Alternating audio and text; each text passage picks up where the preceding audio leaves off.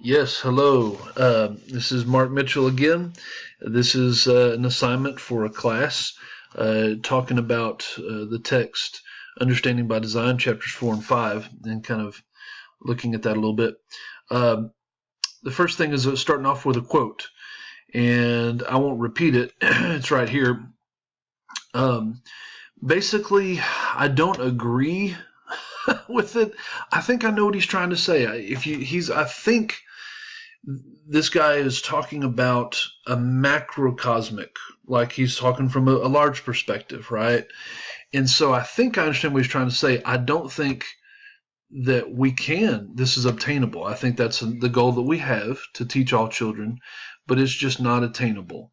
You always have kids that are going to drop out. You always have kids that are going to refuse to, despite our really best efforts. We have really good curriculum, really good stuff, interesting stuff.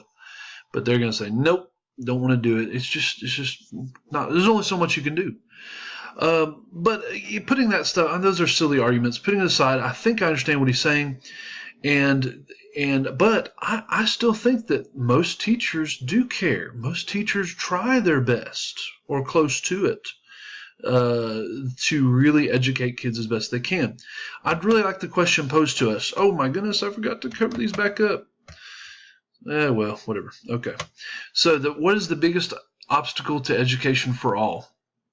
And here's my answer.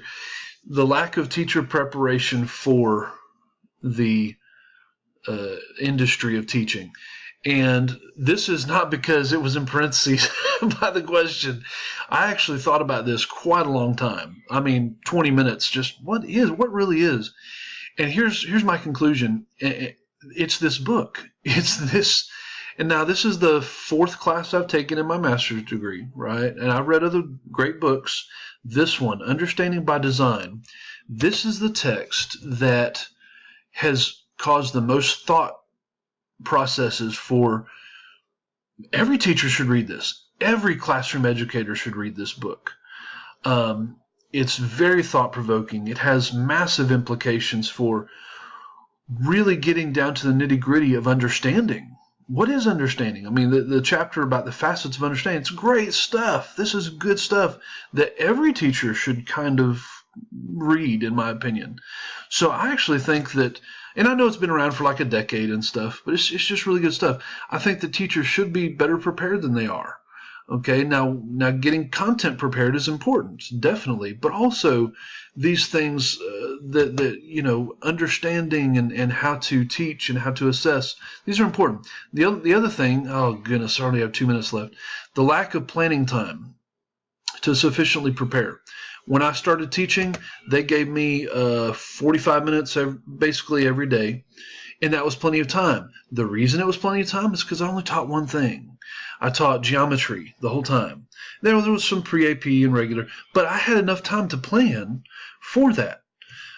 Once you start adding 2 or 3 preps, by the time you get to 3 preps, where you're having to prep, geometry and algebra and, math models, whatever, you're not giving them enough time to really prepare the best stuff. You're really not. So that's another thing, and I will go ahead and say I always add in effective accountability for teachers. I think it can be improved, but those are the biggest. So here's the other thought is what, when we were, as a learner, an experience in life, and I'm going to go ahead and tell mine. Mine was Shakespeare. In high school, drama team, I learned so much from Mr. Moore, okay, who insisted on doing Shakespeare at least about once a year. And I would read these plays and get into it, and it was like a light bulb came on, when you're reading something and you just start understanding it. You just start getting it somehow. And that's what happened with me in Shakespeare. It was just, wow, I get this stuff, and I could read it pretty quickly and really feel like I understood it. And so I would say it relates to the interpretation, right, via narratives. Interpreting a literature is a higher level type of thinking there.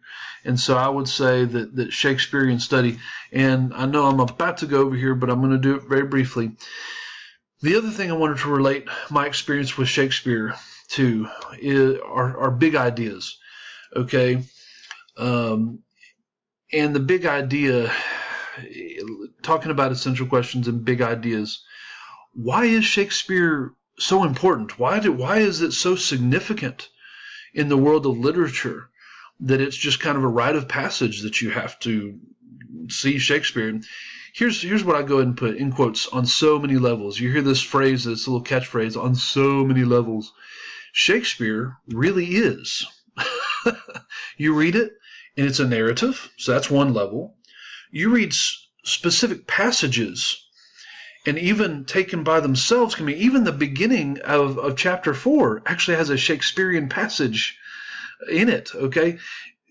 Shakespearean language, whoever wrote it is a genius, obviously, but it has so many levels. There's so much you can take away from those stories, so many thought-provoking things.